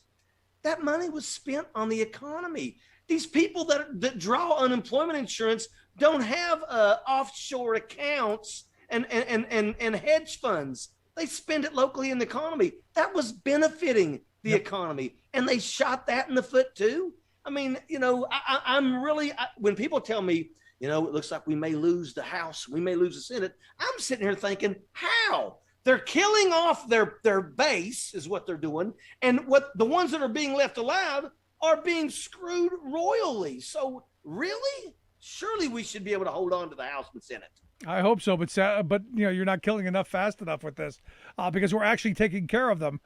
So there's my view, and there's some places that I think it was Idaho who's saying that they may be getting to a point where they're going to deny people access to the healthcare facilities because they're running out of spaces. Scott, last bit on this. Should we be denying people who don't get vaccinated? Should we deny them healthcare? It'll never happen, just because of the doctors and nurses that I know are never going to deny people from that if they had anything to do with it. And that's one of the great things about their heroism. So I know it's not the same response you would expect. There is that part of humanity where it's not like 90% of the people getting unemployment insurance are Democrats. It doesn't split that way. It's average Americans of every party affiliation across the board. These are things that are going to be stains on their reputation for the rest of their lives. And yeah, there might be Democrats running around right now saying we're going to lose the House and the Senate, and there will be Republicans saying we're going to beat them and we're going to get the House and the Senate. I don't see that as a real possibility at this moment, for a lot of different reasons. They just don't. We have Marjorie Taylor Greene, and they have Speaker Pelosi. She doesn't scare people anymore. She is a proven leader, and that's proven in the polls. So I'll leave you on this. There is a pregnant nurse in Alabama who died with her unborn child from COVID, and so everyone is susceptible to this. And if you're not going to get vaccinated, then there's something wrong with you. Rick, can I have 2 seconds? Go. Okay, look, there's doctors out there that are not making the money that they normally make. If you are a brain surgeon, if you are a surgeon that does people's spines, they're not doing surgeries anymore. Hospitals are stopping because it's completely COVID. These doctors are not making any money watching COVID patients. So there's a group of people that are getting really irate that they're not making money because people refuse to do the right thing. And I agree. I say shut them down. I say tell them go someplace else. Go out in the parking lot because there's an intent, and that's where the nurses that don't want to get vaccinated, they'll take care of you. Well, in Mississippi, they've turned a parking garage into a hospital, field hospital, because there aren't enough beds. And at some point, you may get to a point of scarcity where there's not enough beds, there's not enough resources, there are not enough of those hero nurses and doctors to take care of these folks, and it may come to this. And I'm, for one, if you didn't get vaccinated, sorry.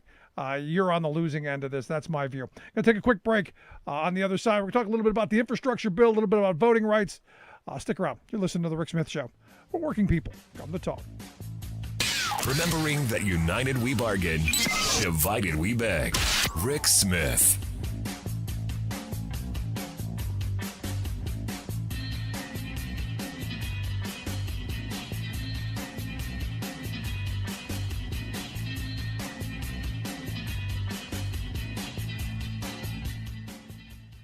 I'm Rick Smith, and this is Labor History in 2.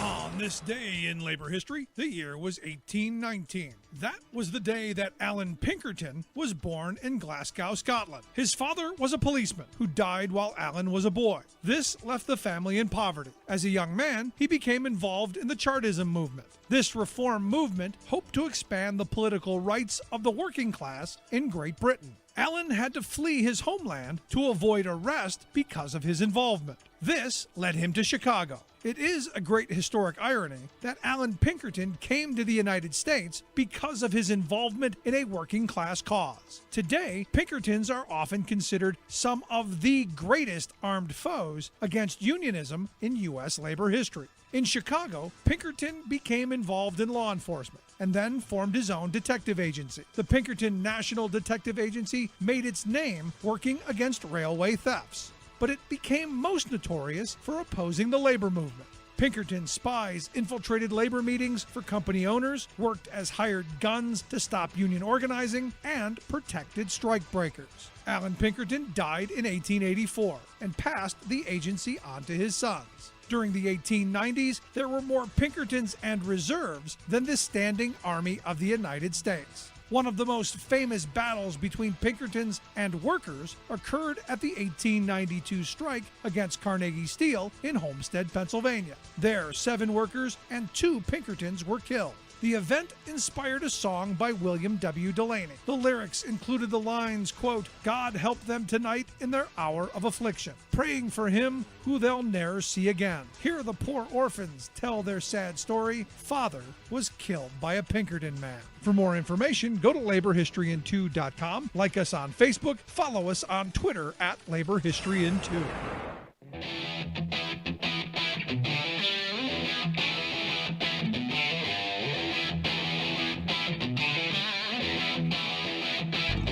Welcome back to the Rick Smith Show. Now, here is Rick Smith.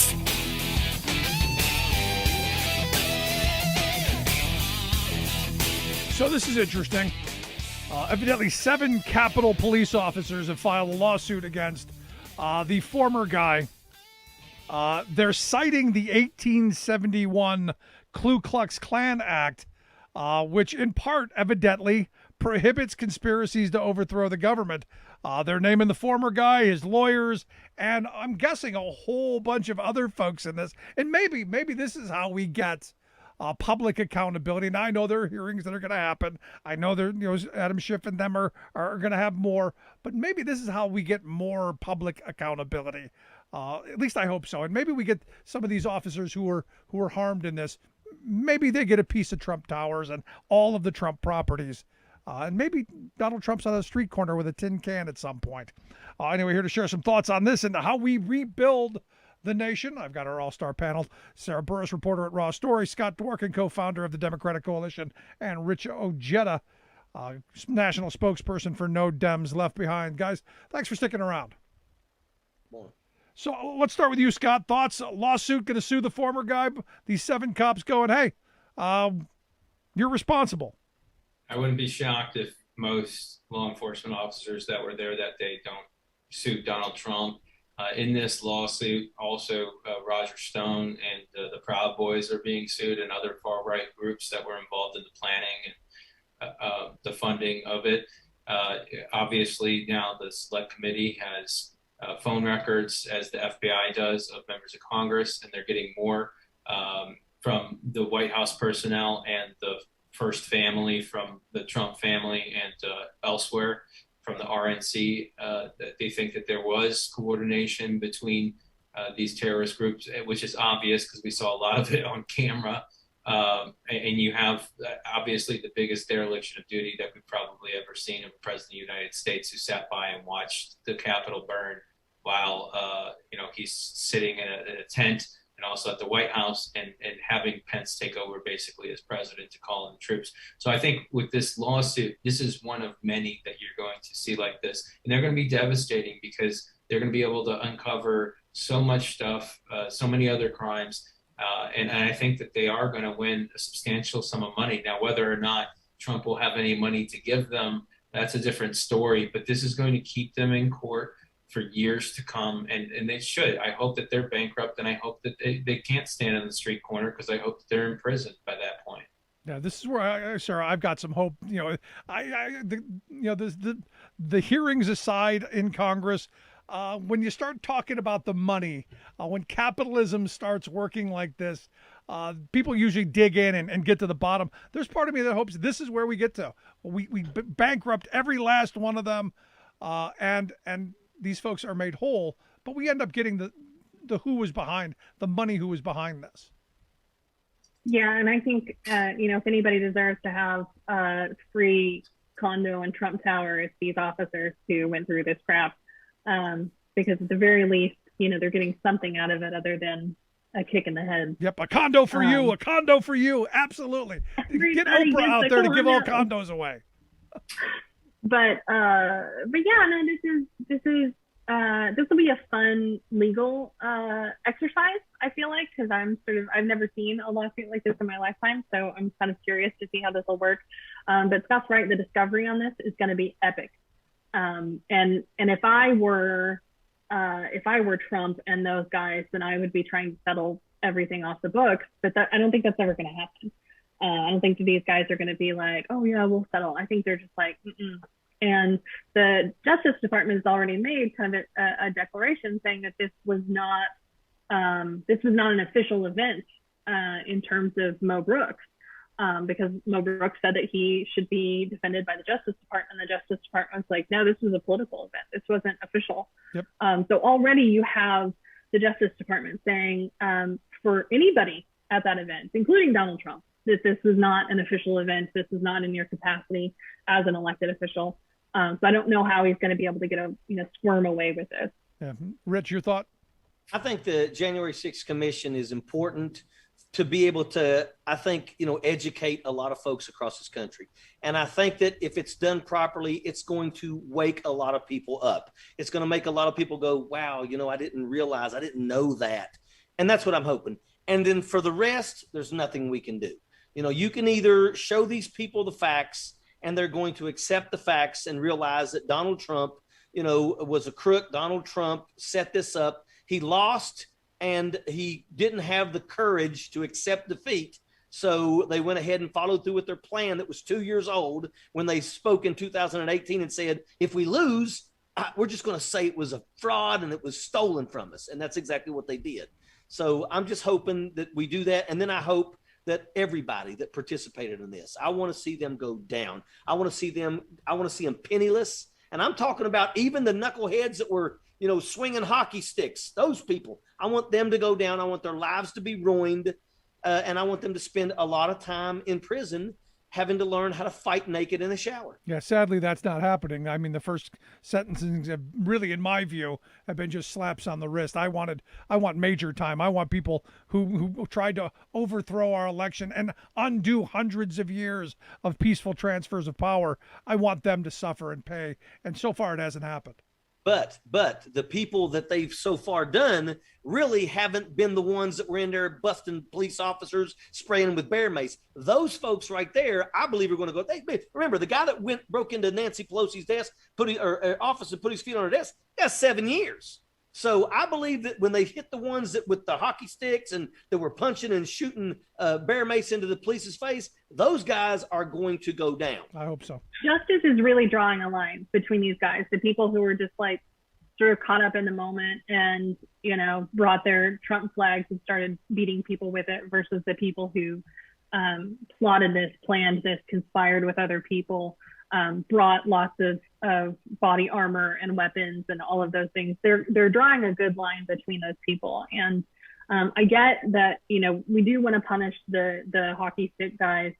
But even the hockey stick guys, like if you bring a hockey stick, why'd you bring a hockey stick? Right? Like that's a different category of people than some guy who just showed up with a flagpole. Yep. Unless you use that flagpole to beat officers, obviously, but yeah. A lot of them, there are a few that are facing the rest of their lives in prison. There are a lot of people who are facing 20 plus years in prison.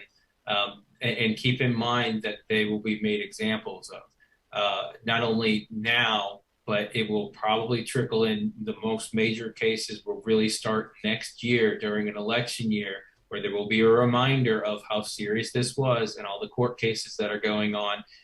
There will be all the lawsuits they can only delay so long and use COVID to delay for so long. But next year is really going to be a terrible year for the GOP when it comes to these court cases, because it will be a reminder to everybody how real it was. And if we don't do something about it, I'm shocked that it hasn't really been localized. We saw it in Michigan, obviously, and some other states. But we're going to see this again at the state level. We're already seeing it with COVID facilities where they're having mini little, where they rush the place, and obviously most of them don't know why they're there because they're obviously paid to do that. It's an interesting scheme, but this is a playbook that they intend to use. And the democracy cannot run when half of the people say that it was a fraudulent election unless they won. That is a dictatorship. That is not what we live under here. And even just telling a lie should be something that is punishable to elected officials, where it bans them from running for public office ever again. These lies are killing people, and they're going to continue to kill people until they stop. Real quick, Rich. Some of these folks that have been released on bail, they're already saying that, they were released on bail, but they've already started cutting their own throats. They go home and they're right back on those, their Nazi, web pages and stuff like that. And that's going to come back on them when they finally go to court. I sure hope so. Now, I want to change gears here real quick, because you brought up Nancy Pelosi a little bit ago, and I got to tell you, I've not always been the biggest Nancy Pelosi fan, but this week, I think she did something pretty impressive, getting the John Lewis Voting Rights Act moved forward, and the $3.5 trillion budget plan, the human infrastructure plan, had all Democrats on the same page. I give her props for that. Scott, let me start with you. It's a big deal, I think, right? Yeah, I told you. Like, this is not the person to be trifled with. It is Speaker Pelosi.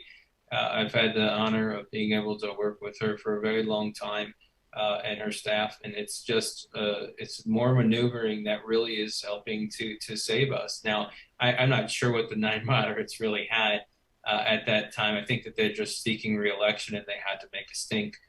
So that's what they did, and it's just part of the game or whatever they're doing, because I'm not sure if they actually got anything out of it. They just wanted to kind of stop things and act like they were important for a moment.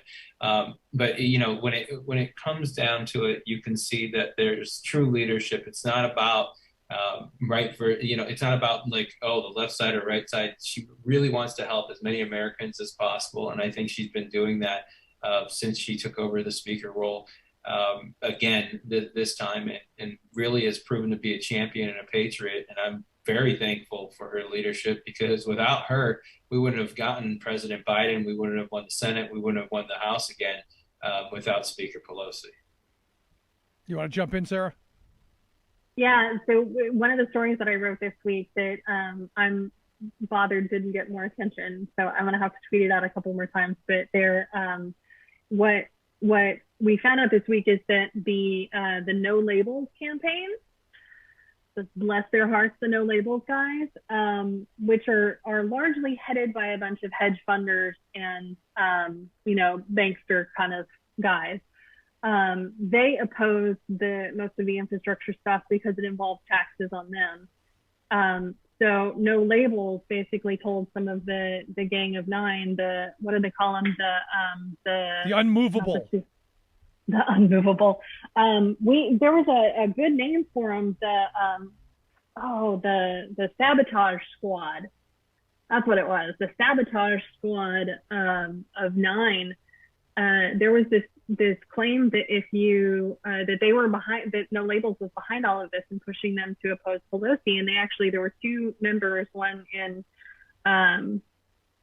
I think Illinois and one in Texas, where they said, who were supposed to be at the fundraiser that Pelosi was having for the DCCC in Napa over the weekend. And they said that they would raise $200,000 for them if they crapped out on the fundraiser. And so this is just like the weirdest kind of political idea of like, okay, we're going to make this deal that says that the bill has to be passed by the 27th, even though it's not going to go forward until the fiscal year. And a lot of this just doesn't really make any sense from the no labels perspective, but I guess they're the ones who are sort of behind this sabotage squad. Right. My perspective is they want to get the hard infrastructure, the 1.2 pushed through, and then they're going to peter out on the other. And then one. they want to crap out on the other one. Absolutely. That's the plan. At least that's my view on it. And maybe, if that's what they decide to try, I just don't know how that's going to help them at the midterm. That just doesn't seem like a good strategy for me to be like, yes, I like roads and bridges, but I hate nurses. That just doesn't make any sense to me. And at a time when, we were just talking about the COVID thing, I found out this week that hospitals in Florida are down to, they have 48 hours of oxygen left. And they're actually taking the liquefied oxygen from the water treatment plants and using that in the hospitals in Orlando.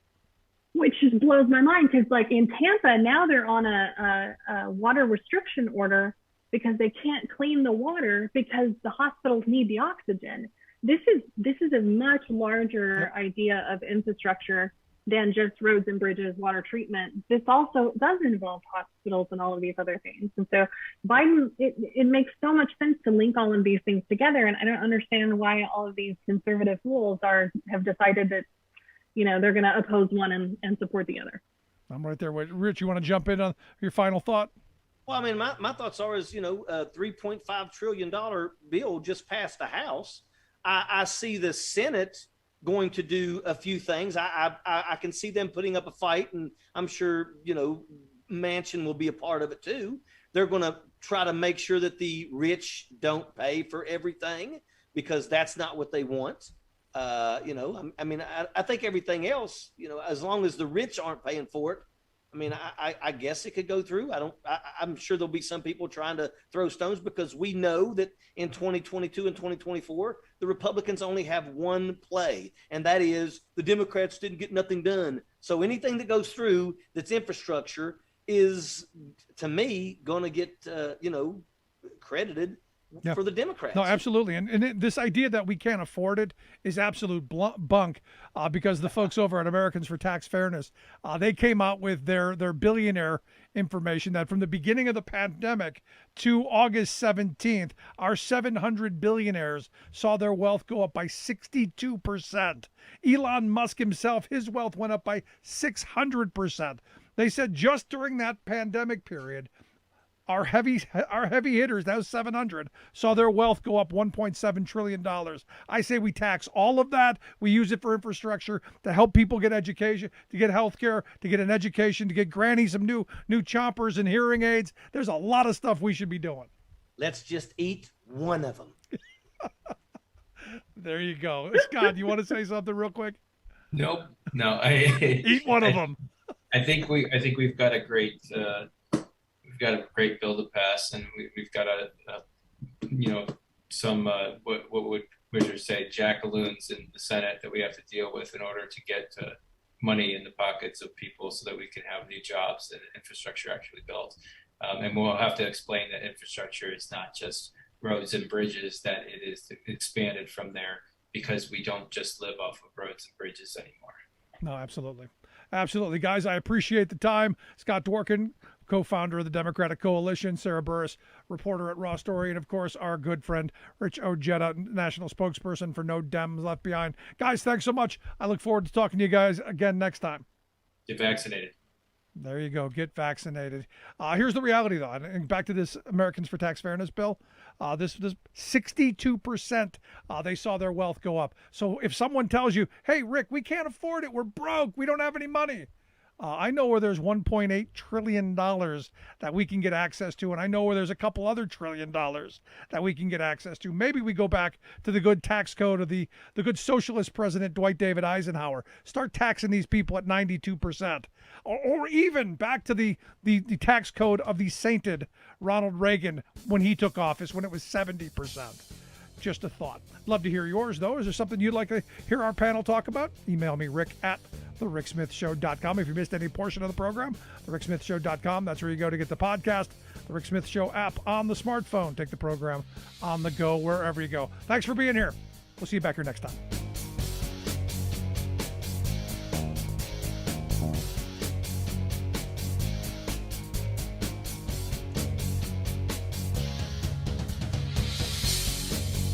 You've been listening to The Rick Smith Show. Email Rick at rick@thericksmithshow.com.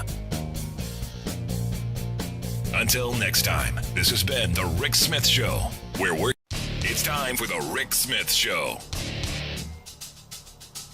Now, here is the